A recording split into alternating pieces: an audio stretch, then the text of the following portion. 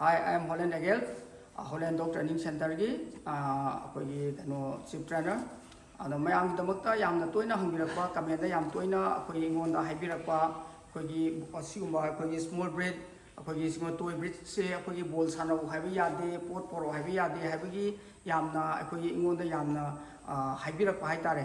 Aduna kamai tawda magi kamai tawna ball sanan gadage le pochai je kamai tawna phon gadage haibigi akhoi training do kamai tawda na mayam toina hangire maram aduna adudugi training je kamai na pige haibudu ai mayam da ai madudugi akhoi training do mayam da ai thamjarake aduga mayam na ai gi kainoji channel ji egumba pambiba amadi nusibiba yaw taragadi subscribe tawbiramu like tawbiramu amadi share tawbiramu ai gi training je mayam gi famda ai kamai na training tawge haibudu ai thamjarake Anmuda adumgi toy breed adagi small breed adagi sigumbaje akhoi kamaina tawgada hadda mana mabuk yamna lamingai matam ayuki matam natragan gawng gi matam da akhoi yamna mana kari hata yam active oil matam do adu matam du da akhoina kamai tawgada handa mana khwaidagi pamjaba fit magi tit bit haitare adu mana khwai pamjaba posak se aigi pocket ta hapiraga maje ahanbada kamai tawgada handa da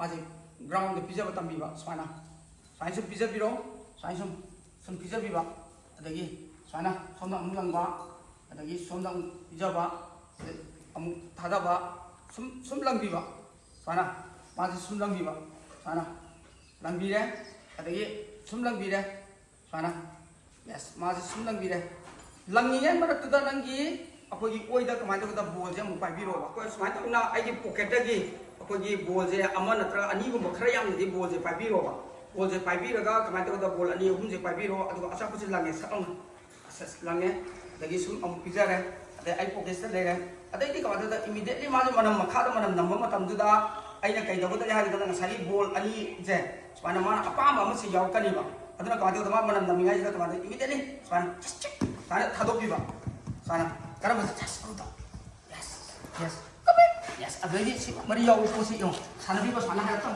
sana good dog yes semana mati sana bahore pun kita apa nak bol je sana mungkin kan ni ada kan kita mati bol sana ni bagi apa je interest lah kan ni bose yes interest lah kan ni sana biba lagi tak thada ba yes bol je sana bahore matam tu apa asa pose monda si pose thieng matam da apa nak kaya dong ni Mengunda si ngasagi bol ni lang mudu matam dama si dah ni interest lagi apa? Adu itarga di bol je tak aina mengunda kemana tu apa ama bol je mengunda aina sana aku lin kita itu sana pun di sana ni ba mari yaw pos lin kita itu sana semua yes good yes mas sana bahu sana yes good sana biba tu mengunda yes good sana ya yes good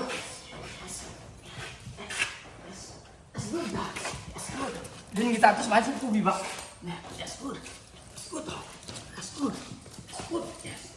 Yeah, good. Yes. Mana hek sikat pegang. That's good. Yeah. Yes. Thada biba mu. Mathakta sikat biba. Thada biba. Mari je. Yes. Masuk po hore. That's good. Sik po hore. Thagat biba. Thada biba. Yung. Hai po sarawe am da buku itu ni. Maje. Yes, good. Chat lang ba. Yes, good. Yeah. Good. Mana din kita terus main tu biba. Yes, good.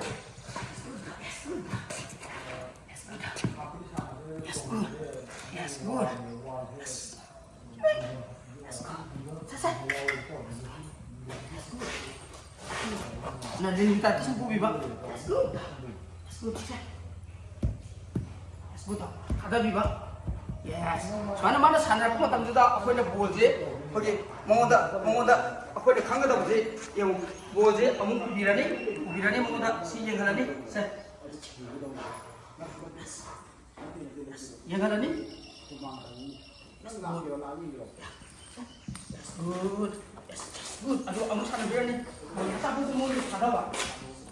Sehingga saya asaput tu mengoda si yang matam juga aku ya asaput panggil nama mengoda kalah ni.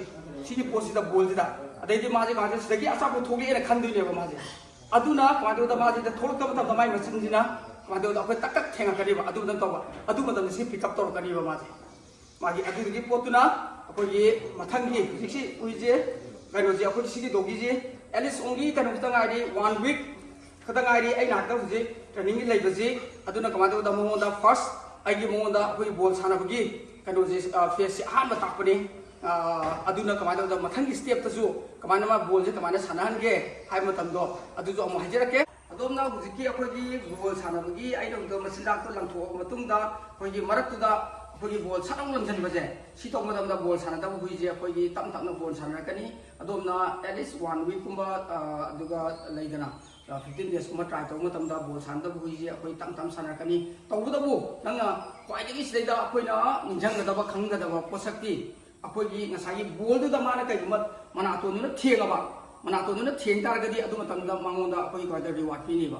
थेंग तरगदी reward पीरोय बा if बोल थादा मतम मना तो तकम थेंगबा अदु तारे reward पीबियो हाइबा technique अजी अदोम न try तौगा येबियु आई सुजो सोइदना यानी हाइबजी आई थाजा जै के बाय